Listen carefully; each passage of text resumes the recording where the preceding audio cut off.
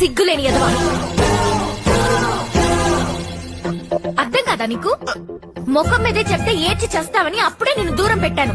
అలా అయినా అర్థమై చేస్తుందని. మళ్ళీ నా జోలికొచ్చినా నా టాపిక్ ఎత్తినా కాళ్ళు కట్టుకున్నాను అడగాల్సినవన్నీ నిన్నే ఎందుకు అడుగుతున్నాను?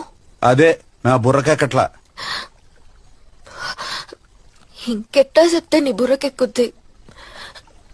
నన్ను అంటే ఇష్టం. మగోళ్ళు వచ్చి మా కాళ్ళ మీద పడాలని చెప్పలేదయ్యా. మా ఆడోళ్ళకి మగాళ్ళు అవసరమే లేదు.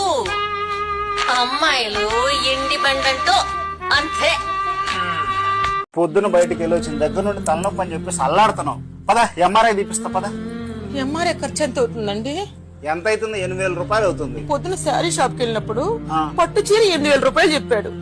ఎంఆర్ఐ ఖర్చు పెట్టి 8,000 ఏందో? నాకు పట్టు చీర కొనే వచ్చు కదండి. మరి నీ తలనొప్పి?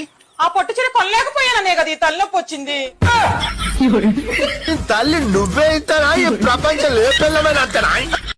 ఎక్కడ జడ కనపడితే అందమైన పద్యం చెబుదామని 10 ఏళ్ళుగా చూస్తున్నా. జడ కనపడితే ఒట్టు. అన్ని కొత్తిమీర కట్టలే ఉన్నాయి. అటు వేసిన కొత్తిమీర, ఇటు వేసిన కొత్తిమీర. అది కూడా కనీసం గోంగూర తోటకూర కూడా కాదు, కొత్తిమీరే.